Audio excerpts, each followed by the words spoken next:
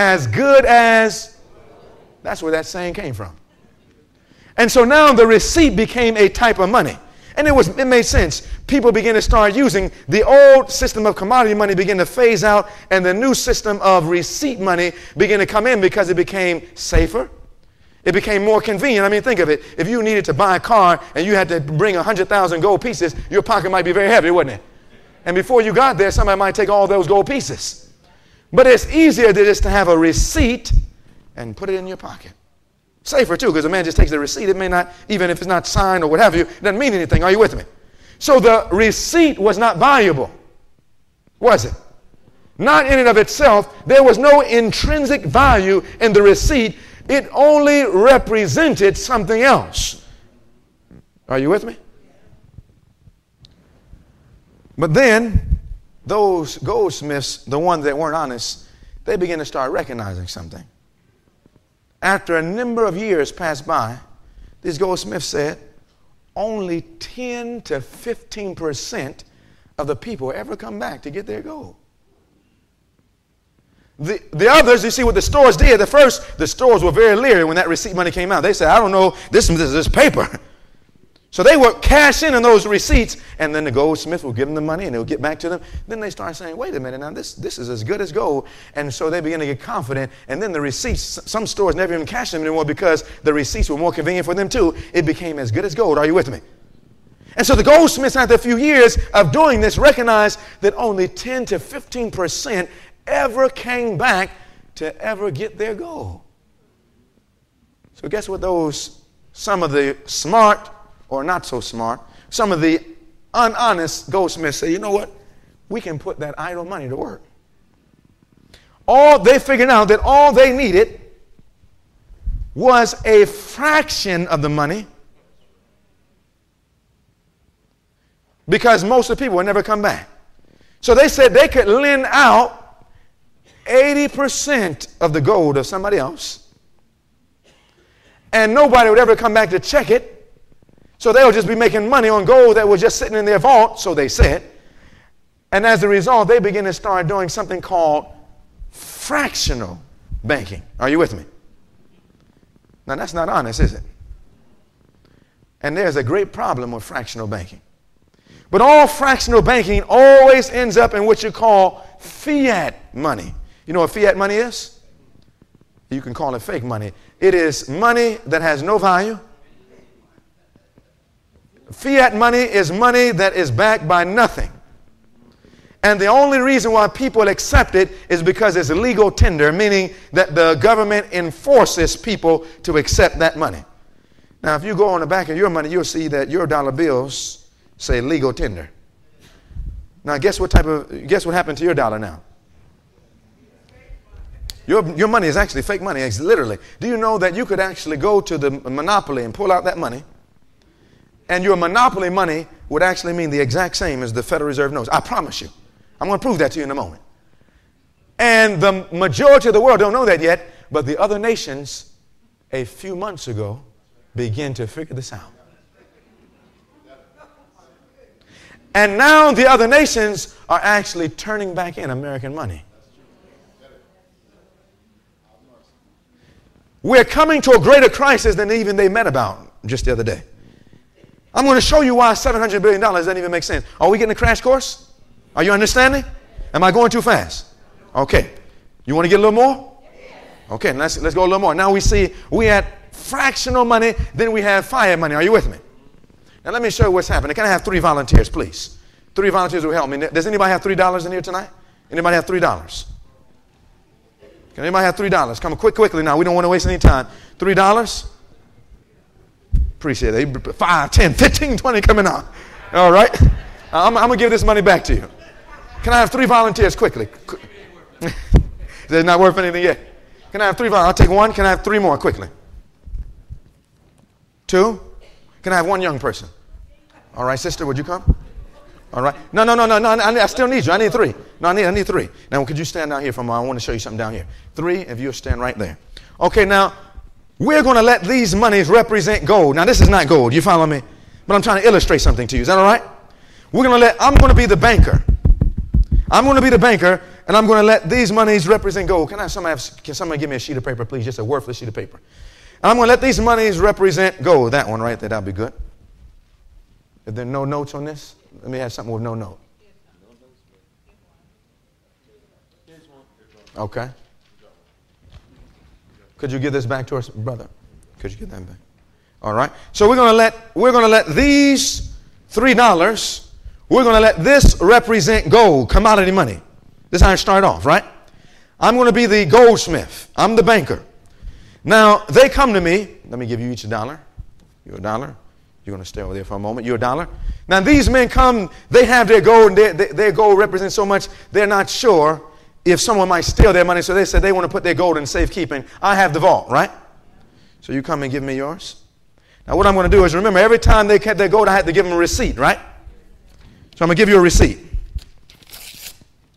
Now, that receipt represents this gold. So he gave me a receipt. Now, he comes back with his. Now, I got to give you a receipt. That receipt represents this gold. This is the bank. This is the vault. Now, you come with your money. I got to give you receipts. Now, they're in safe places because this paper doesn't mean anything, right? It's just a receipt, but it represents these. And so the confidence is there. So these paper now, hold up your papers excitedly. These are as good as gold now. Good as gold, right? They can go to the store and the store would accept those money. Is that right? All right, so now you go ahead and go to the store. If you sit down right here for a moment. You go to the store and they're using their money because the public accepts those money. Is that right? Now, where's their gold? I have it. Now, I recognize that most people never come back to get their gold. Is that right? So I say now, since nobody will ever come back to see this, not yet, since everybody will never come back to need this, I know I have this for safekeeping. Nobody knows about this here. So all of a sudden, my dear sister, she's coming and she needs a loan. She's getting ready to go to school. She wants to get some type of training. Maybe she wants to become a medical missionary. And she goes down to Wildwood there in Georgia, and there's a course that costs some $1,000 there, and she wants to train this young missionary. So she comes to get a loan. She doesn't know, so she gets a loan. So she says, you need how many? $3? You need $3? Well, I have some money to loan to you. Here's your $3. That course costs $3 you need. Here's your money to go from. Now, this is fractional reserve. In fact, let me take one of those back and give you two. Is that all right? Now, this is fractional. I still have some gold, right? But does it cover everything? Now, watch. Now, she goes and she pays it somewhere at a store. Do they accept her money? Yes. So now the store has it. This is the store. This is the school, right? They have it. Do they accept it? Yes. Now, they pay their money. And they say, well, you know what? I was going to buy that, but I didn't like it. So they go back and they get their receipt back. And now they come to me. Would you two come to me? And they want to get their money back. So you come back with your receipt, right? Okay, you came first. You was first.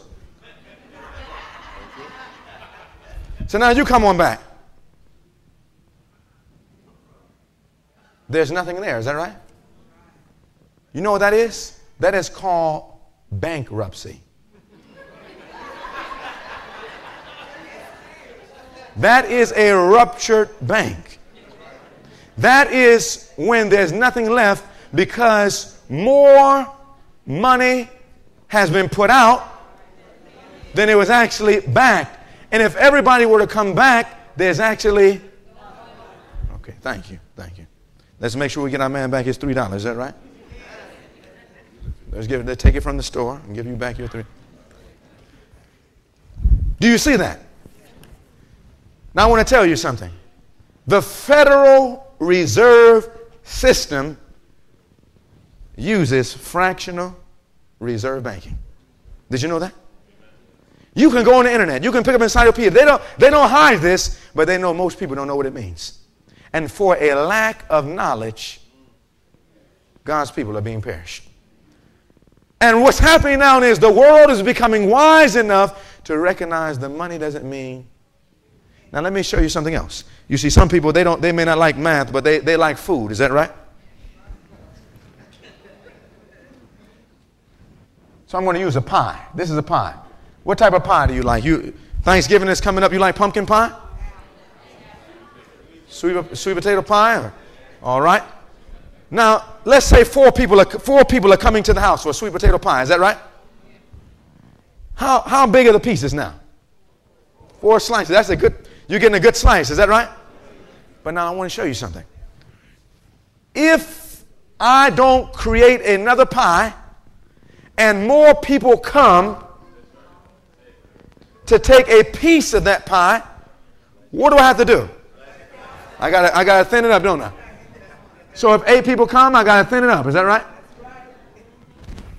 Now each person's pie is what? Now what if more people come for dinner, but nobody else creates any more pies? I have to make it a fraction smaller. Is that right?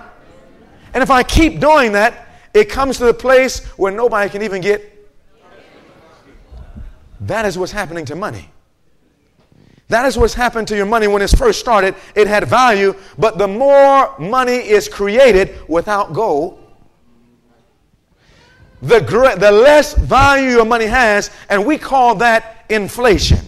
We say that the prices are going up, but the reality, the value of your dollar is going down. Gas prices are not really going up. The food is not really going up. These things are not really going up. That's why they can change the gas prices and make you think the economy has gotten better. You go down and you see $2, you say, oh, good.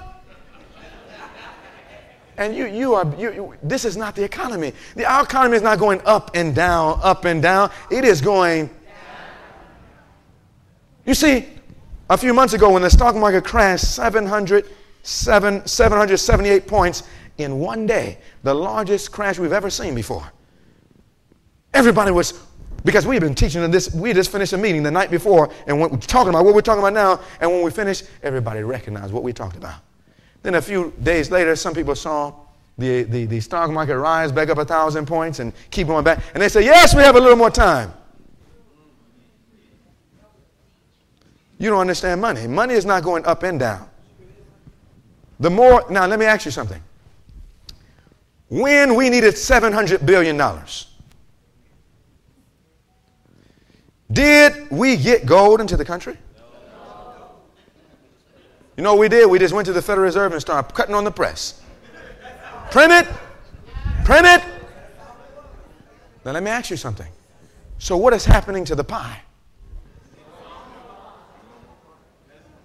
Now, do you know that before $700 billion were added to our economy, that our money was worth nothing? So with $700 billion added, do you know what that means? And if it means nothing, no matter how much money the Federal Reserve puts in, you see, they didn't even talk about changing the system. They just said, how much do we need? Now, let me show you something. I hope you follow me, brothers and sisters. Listen to what this says. This is coming from volume 9 of the Testimonies, page 13. I'm coming down to right here. It says, there are not many, even among educators and statesmen. Not who? Not many, even among educators and statesmen who comprehend the causes that underlie the present state of society. Many don't even know this. I was at one meeting just a few weeks ago talking about this, talking about the New Deal, and a person who worked for the Federal Reserve Bank came up front in tears. Tears in their eyes. Tears in their eyes. And they said, what am I to do? What am I to do now? You see, brothers and sisters, this is real. Now, this says many don't even understand. Some are and didn't even understand what was happening.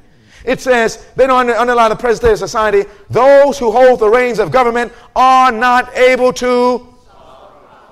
You mean to tell me that nobody who McCain couldn't solve the problems? Paulin couldn't solve the problems. They couldn't do it, could they? Bush could not solve the problem. And I say it respectfully, and I tell you, even Obama can't solve the problems. No man on this earth can solve the problems. These problems can only be solved in Jesus Christ. The solution has only been given us in the Word of God. And most people don't understand it because they won't study the Bible. Now, this says they're not able to solve the problems of moral corruption. We talked about this. Poverty.